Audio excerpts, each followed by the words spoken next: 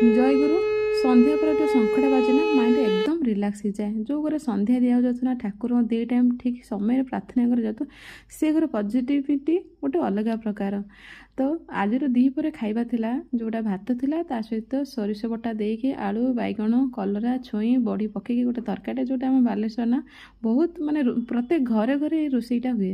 ମାନେ କୌଣସି ଭୋଜି ଭାତ ହେଲେ ନା ମତଲବ ସାଧାରେ ଇଏ ତରକାରୀ ତ ନିଶ୍ଚିତ ହେବ। ୟା ନା ସୁପ୍ତ ବୋଲି କହନ୍ତି।